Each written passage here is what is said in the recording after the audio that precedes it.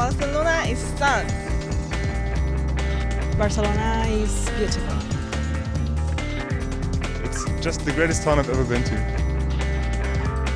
estoy enamorado de Barcelona. Amor, Barcelona, lo mejor.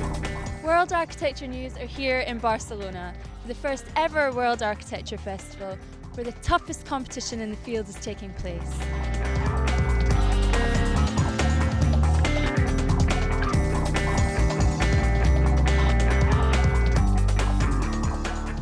"722 buildings were entered, with each architect hoping their entry will be able to claim the title of World Building of the Year 2008. 242 were shortlisted, and over 2 days they've been whittled down to just 17 finalists. This is the most diverse architecture competition in the world, placing the design of a public toilet side by side with the world's biggest airport.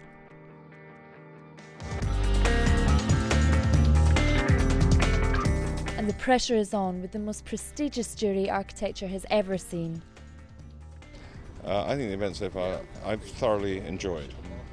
But maybe I'm lucky because I was on the jury yesterday for the private housing, and there's some really interesting private houses, so it wasn't a chore, as sometimes these things can be. It was a delight. Lord Norman Foster had been set to chair the jury, but was given the day off for good behaviour after one of his projects was shortlisted for the final.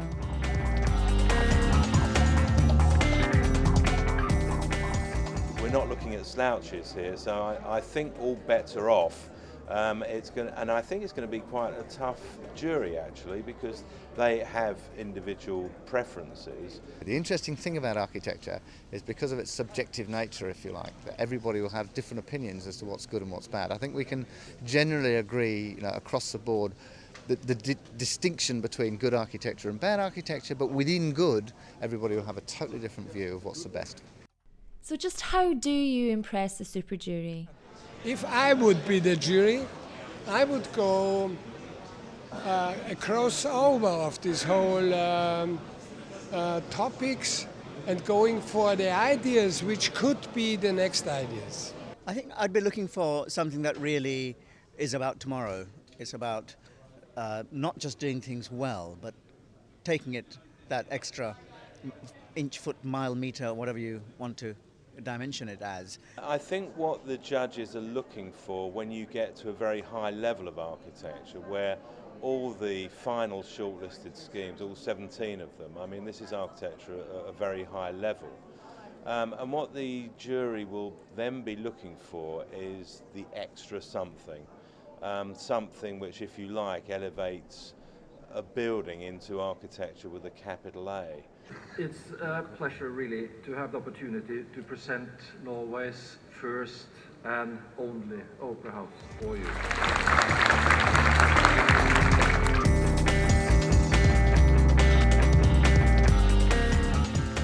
It's as though we have to add a soft carpet and almost a deep pile carpet to the whole space to kind of take down that hard reverberation time into something that was actually usable.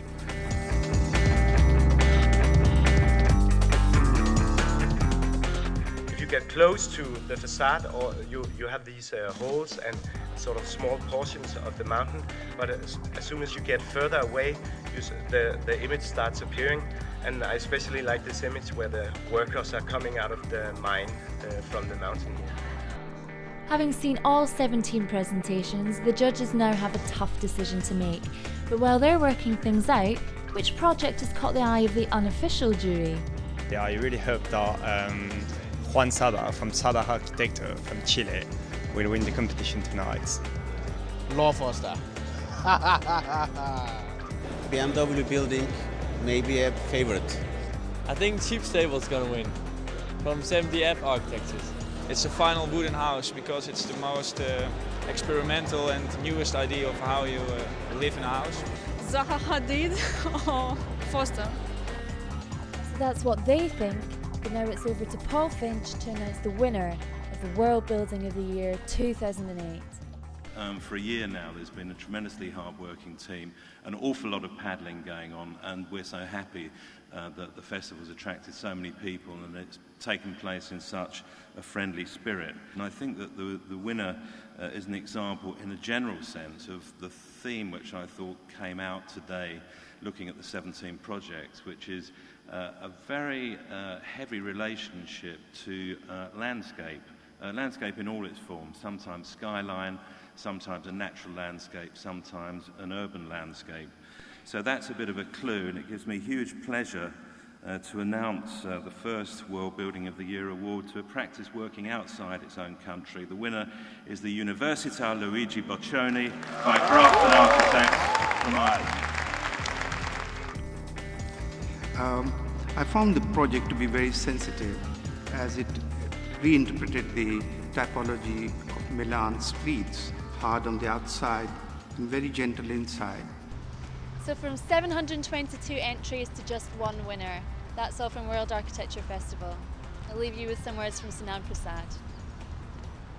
I think this festival shows that there is definitely a market here for running something like this again. And I think there is much to build on and much to learn from, of course. It's only the first time it was done. If it's as good the first time around, I'm sure it can be made better and go from strength to strength.